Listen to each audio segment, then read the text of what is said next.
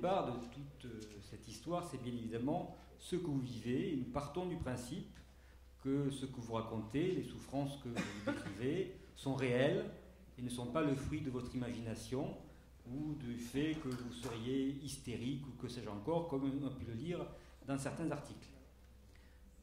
La réunion va se dérouler de la manière suivante. Nous allons d'abord avoir des cours exposés de la part des différents professionnels pour essayer justement de vous présenter les différentes positions qui peuvent être prises. Et au bout d'une heure, nous répondrons à vos questions. Je pense qu'elles seront nombreuses, pour essayer justement de faire en sorte que vous soyez, à l'issue de cette réunion, le mieux possible informés.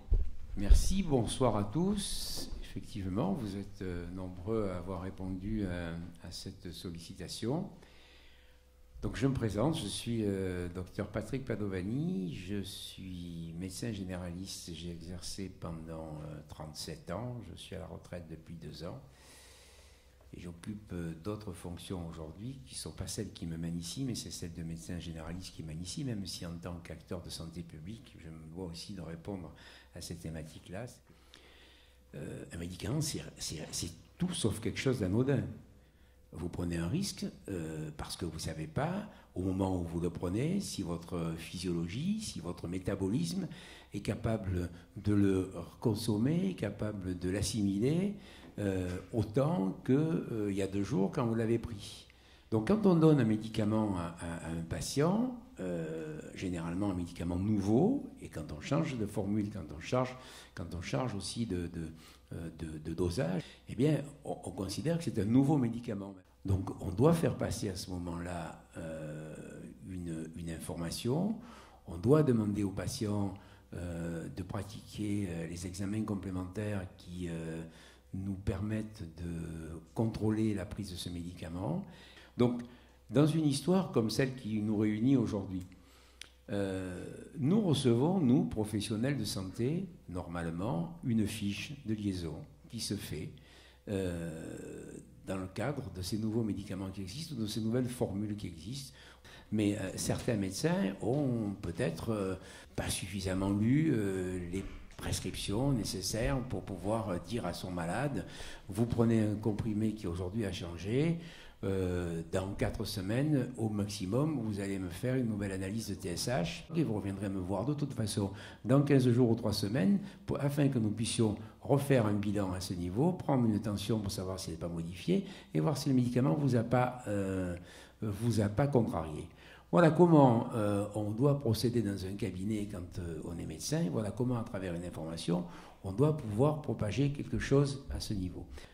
Et si moi, aujourd'hui, je devais porter une interrogation quelque part, c'est de quelle façon les médecins et les professionnels de santé en particulier ont appréhendé ce médicament.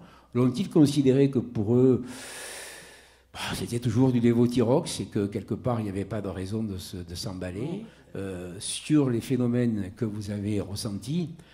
Loin de nous l'idée, professionnels de santé, de dire que c'est du fantasme. C'est pas du fantasme. Quand vous avez des signes, c'est vraiment des signes. Quand vous ressentez des choses, vous les ressentez. Je veux dire, c'est pas là, il est hors de question de mettre en doute les signes que vous avez ressentis. Maintenant, quelle en est l'origine? Comment ils se sont manifestés?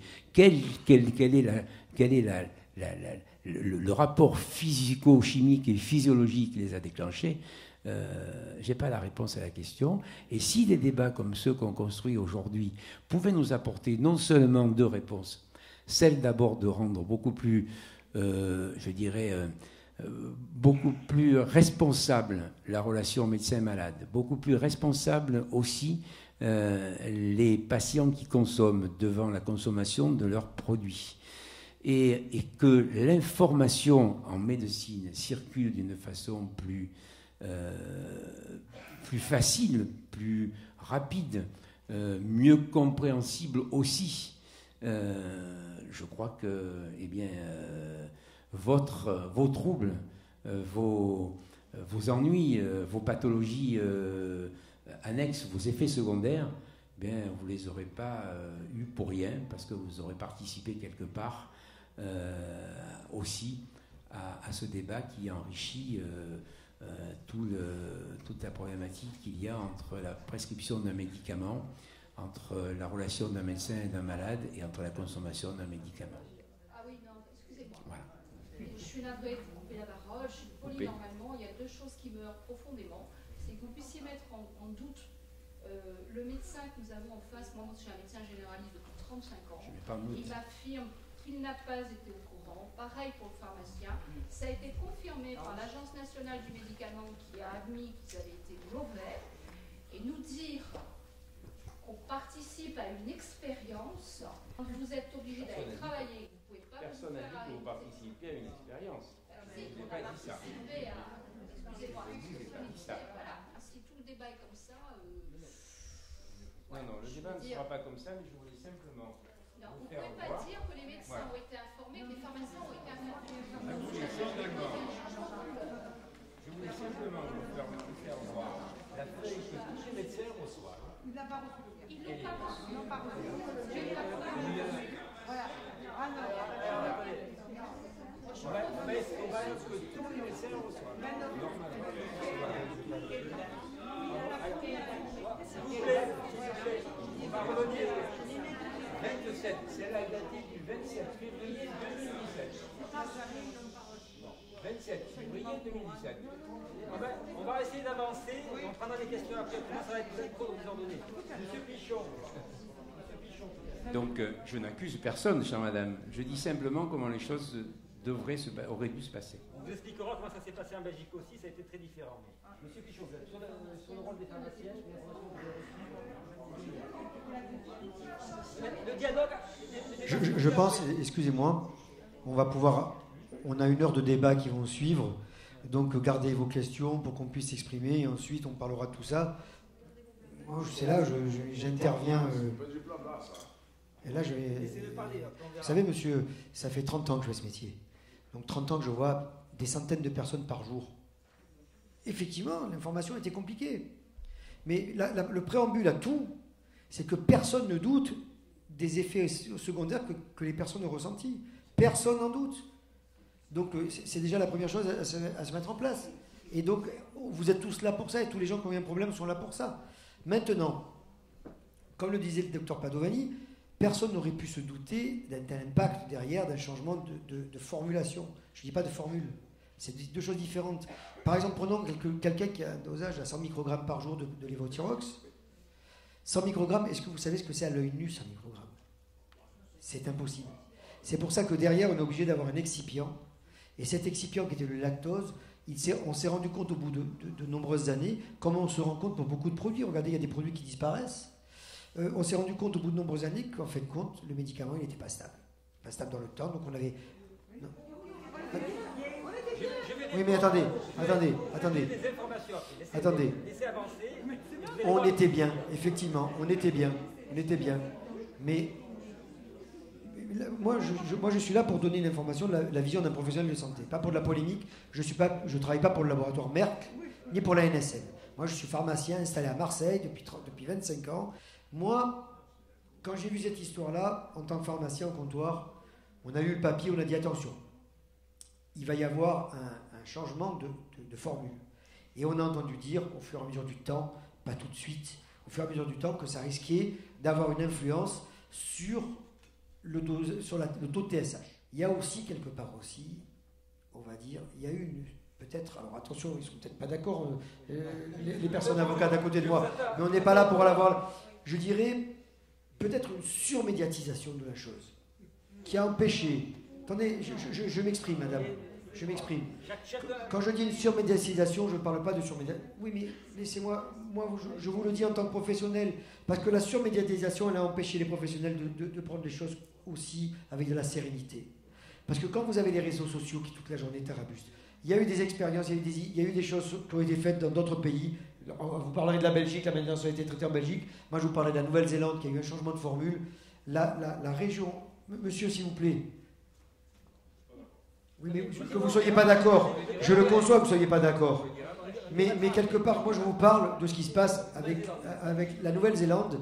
La surmédiatisation a entraîné 30% d'effets secondaires de plus que dans la région où il n'y avait pas eu de surmédiatisation. Parce que, malheureusement, le lévothyrox, c'est un médicament qui, lorsqu'on est déséquilibré en thyroxine, joue sur l'émotivité. Et l'émotivité, mais je ne dis pas que c'est vrai ou que c'est pas vrai. Je vous parle de la réalité. Non, je suis calme, je suis du Sud, moi, madame, donc quand je parle avec beaucoup de conviction et de passion. Maintenant, ce qui s'est passé, ce qu'on a dit aux patients, terminez vos stocks de lévothyrox sur lequel il y avait un tout petit papillon et où c'était distribué par le laboratoire Merck Serono. Serono qui est un laboratoire depuis toujours spécialisé dans l'hormonothérapie. Et une fois que vous aurez fini ce traitement de lévothyrox ancienne formule, attaquez le lévothyrox nouvelle formule. Ne dites pas non, c'est ce qu'il faut faire. Et moi je vous dis ce qu'il fallait faire en tant que professionnel, dont c'est le métier dont on a une formation. Finissez vos boîtes d'anciennes formules et quand vous aurez fini vos boîtes d'anciennes formules, vous prendrez la nouvelle formule, et c'était facile de différencier les nouvelles des anciennes formules, et là, au bout d'un mois ou 2 mois, il faudra refaire un test de TSH pour savoir où vous en êtes maintenant dans votre taux. Mais dans quoi c'est non? Ah oui, mais c'est là aussi que peut-être il faut il y a une erreur effectivement. Mais moi je vois 250 personnes par jour, en gros, tous les jours. Et tous mes patients sous lévothyrox, je leur ai donné l'information et tout mon personnel leur a donné l'information. Et je connais beaucoup de pharmaciens parce que malheureusement, on est dans cette salle, mais il y a 3 500 000 personnes qui en prennent. Donc il y avait eu tant de mauvaises informations que ça, il y aurait 3 500 000 personnes dans l'amphithéâtre. Parce que malheureusement, moi je vais vous donner une information aussi. Oui, mais monsieur, je parle et après vous poserez des questions. On a expliqué tout à l'heure qu'il y avait... Mais oui, mais monsieur, un débat c'est ça.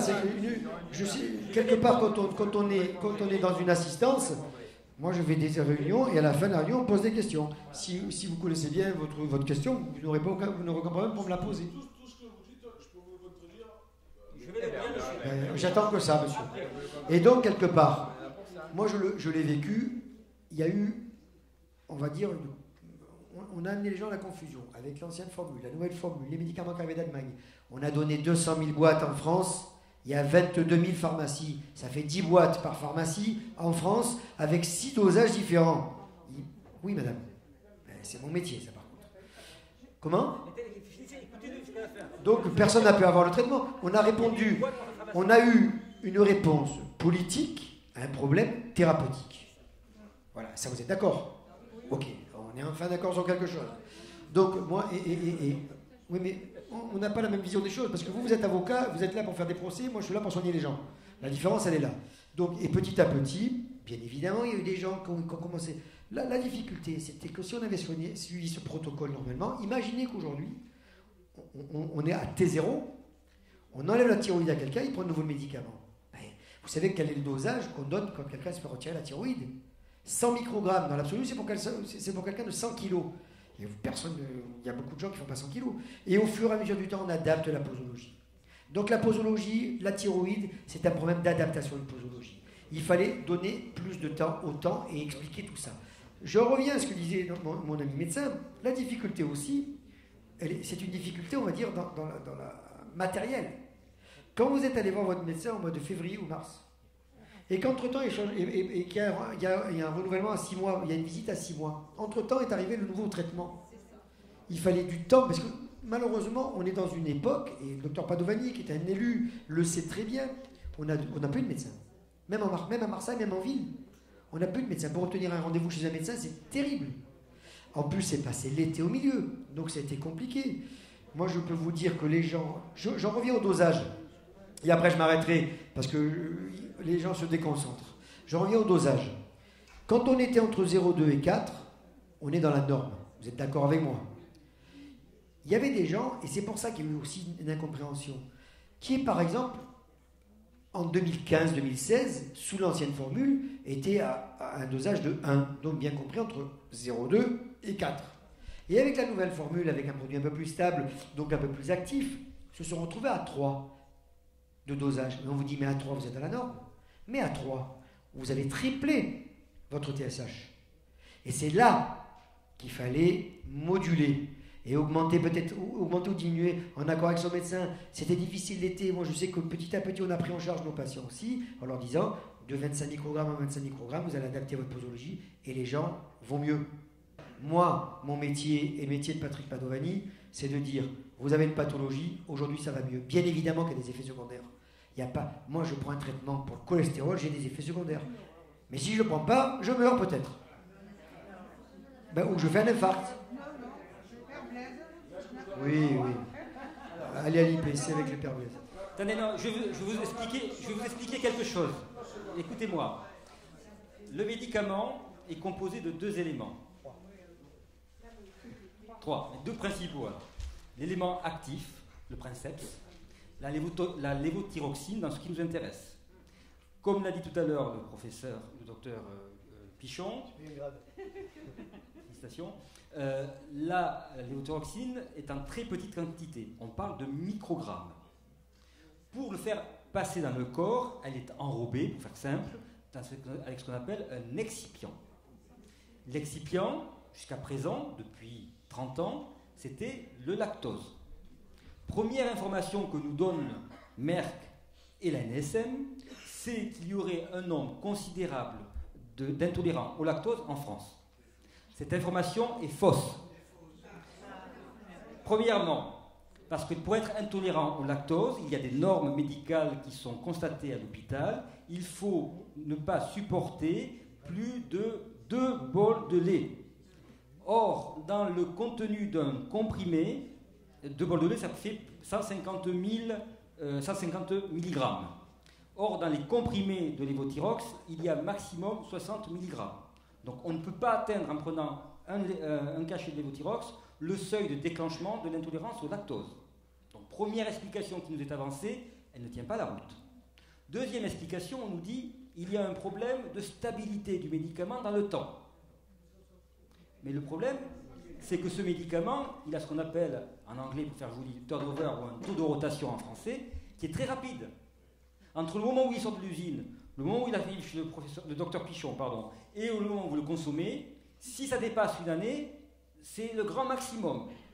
Et ce médicament est fait pour tenir au minimum 2 ans. Donc le problème de stabilité est encore une fois un faux problème. La réalité, elle est ailleurs. La réalité est économique. Non, c'est pas pour applaudir. 2 informations. Le brevet de Merck sur le lévothyrox arrive à échéance en 2019. Le nouveau brevet, la nouvelle formule, a fait l'objet d'un nouveau brevet qui, lui, arrivera à échéance en 2034. Première chose. Deuxième chose, Merck a investi 350 millions d'euros dans une usine en Chine. En Chine, 350 millions d'euros. La prévalence de l'intolérance au lactose est de 95% de la population. Donc ils ne peuvent pas fabriquer du lévothyrox avec du lactose. Et donc, ils ont choisi, c'est une étude qu'ils ont faite, de remplacer le lactose par le mannitol. Mais on a affaire à un acteur mondial qui a investi dans une usine qui va fabriquer du mannitol. Et donc, la question qu'on se pose, je n'accuse pas, je pose juste la question. Je veux savoir aujourd'hui d'où vient le mannitol que vous avez dans vos comprimés. Si ce mannitol vient de Chine, on doit nous le dire. Parce qu'on peut avoir des doutes sur la qualité d'un produit fabriqué hors de l'Union européenne. Et ça va faire l'objet, on y reviendra tout à l'heure, de procédures. Donc, et troisième information que je voudrais partager avec vous, tout à l'heure, on a beaucoup insisté sur le fait que c'est un déséquilibre hormonal parce que chaque fois qu'on change de fabricant ou de formule, ça entraîne un déséquilibre. Ça, c'est connu de manière médicale et scientifique, je dirais presque de toute éternité. Il y a de nombreuses études qui expliquent que le moindre changement d'un excipient, entraîne une difficulté d'absorption de la molécule. Parce que, par exemple, je ne sais pas si vous avez vu ça sur Internet, il y a un médecin qui a fait le test de dissoudre dans la même solution salée à 37 degrés un cachet d'ancienne formule et un cachet de nouvelle formule. Le cachet d'ancienne formule est dissous en 5 minutes, celui de la nouvelle formule se dissout en 15 minutes. Ce qui veut dire que dans l'absorption dans le corps, ça va être différent et ça peut ne pas avoir les mêmes effets parce que peut-être qu'entre le quart d'heure en question, vous allez prendre un petit déjeuner et des choses comme ça, ce qui va perturber le bon fonctionnement de la molécule active. Et ça, on refuse de le reconnaître. Autre élément important, le médicament, c'est ça l'information, qui est fabriqué, l'ancienne formule avec du lactose est fabriquée en France. On continue à en fabriquer à Bourgoin-Jallieu. Pas pour nous. Non. Le médicament qui est fabriqué à l'usine Pathéon de Bourgoin-Jallieu est ce qu'on appelle dans le jargon des pharmaciens un façonnier. C'est-à-dire qu'il a un contrat d'exclusivité avec Merck et il fabrique sous licence de Merck de l'Euthyrox, le même nom que le produit fabriqué en Allemagne avec du lactose. Simplement, on lui a enlevé le H et le Y parce qu'il est destiné au marché italien et cet Euthyrox part pour l'Italie en exclusivité. Je ne sais pas si vous vous souvenez, en 2013, il y a eu une crise dans l'approvisionnement du Levothyrox. Et à l'époque, l'ANSM elle-même avait ordonné qu'on pouvait consommer directement de l'Euthyrox italien. Et c'est encore accessible sur Internet, sur la page de la NSM. Donc, pour la NSM, en 2013, le Thyrox italien était équivalent au Levothyrox, ancienne formule avec lactose. Aujourd'hui, on essaye de nous faire croire que ce n'est pas tout à fait le cas. Eh bien, là encore, c'est un mensonge et on va le faire sanctionner le moment venu. On va revenir maintenant sur la procédure sur le défaut d'information, parce que s'il y a une idée que vous devez retenir, c'est que malgré tout ce que vous ont dit les médecins, ils n'ont pas vraiment été informés et l'information n'a pas du tout circulé, notamment vers les malades.